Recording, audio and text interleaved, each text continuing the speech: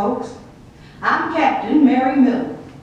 Welcome aboard the Saline, one of the finest little working steamers on the western waters. We usually work the bayou country of Louisiana around the Red River, but right now we're on a special trip home to Portland at the Falls of the Ohio in Kentucky. I'm mighty glad you're here too, because I want to tell you a tale of life on the river more than 100 years ago. Later, I'll take you even further back in time. Why, not many people are lucky enough to live like me, free and doing what I like best. Oh, don't get me wrong. I work hard for what I get, and it ain't been easy. No, sir. I was raised poor, but I have got some common sense and some kindness, too. A good combination for doing business and making friends. When I married George Miller, I married the river. And the river's been good to us. We lived down on the point, east of Louisville, when we first married, and he worked at Captain Howard's shipyard in Jeffersonville, rode his skiff across the Ohio, and made $2 a day. Oh my, how we scrimped. And me having babies, and him working all day at Howard's, then working half the night building that boat in the front yard. Well, it wasn't long before I was completely caught up in it and enjoying it. Before I knew it, I was planing long ribbons of shavings from the decking, and the chips flew from my ass. Why, I even hung a runner. And with a caulking iron in my left hand and a hammer in my right, I drove oakum into the hulls of seams, then went over each seam with molten resin to secure it from the ravages of water. Why, I know more about the trade of carpenter than many men who are now working at it. Old Natural, that's what they called my George at the shipyard. Well, Old Natural and I finished the boat ourselves. I was so proud to see her slide so graceful down the ways into the Ohio River. But even after all that hard work, we still had to save for an engine. We saved and saved. No one knows what this means who has not worked at a shipyard where wages are small and there's not steady work all year round. Not one penny of our money ever crossed the bar at the Blazing Stump. After we saved enough money for her engine, we had to save more to provision her, the Saline, that is.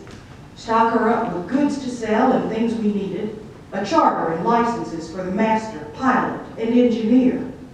Old Natural was a masterful pilot, learned from one of the best, but he could not pass the licensing test because of color blindness.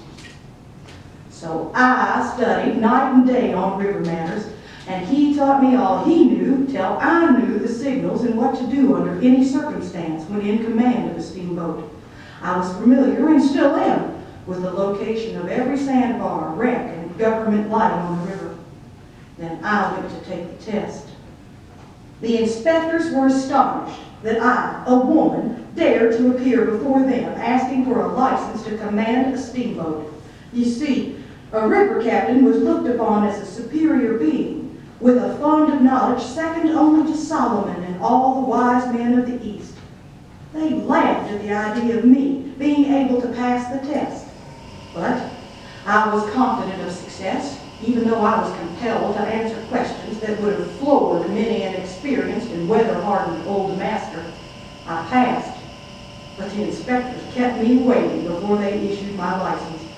Said they couldn't do it without authority from the Secretary of the Treasury in Washington, D.C.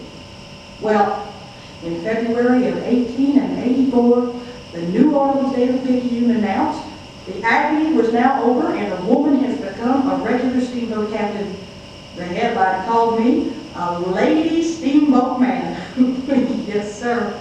I am fully licensed with authority to control the steamboat Saline, in which I am joint owner. The very first woman in the United States of America to be so licensed. And I'm proud to say I run the business end of the steamboat, buying, selling, keeping records, and making a profit. But things are changing. Some call it progress, but I'm not so sure. The Natchez, the J.M. White, Robert E. Lee, all those fine boats are gone now. Steamboating's not what it used to be. Modern progress has driven steamboat traffic to the wall. People do not want to lose a week of their busy time going to St. Louis by water when they can get there in a seventh the time by rail. We're thinking about quitting the business, Captain Miller and I. But even if we sell the boat, I'll never let go of my license. Just as sure as I do, a good opportunity will come along and I'll need it. Say, I've got an idea.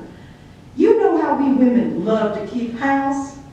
Someday, I just might find me a job as a lighthouse keeper. I will attend to my lamp and keep busy with my house. The lighthouse will be on a little island where nothing will grow but seagrass, and there will be no gardening for me. But that's still to come. Have you ever heard tell that spirits linger near the places they love? I believe it, and I could tell many a tale of things I've heard alone at this wheel of a foggy night.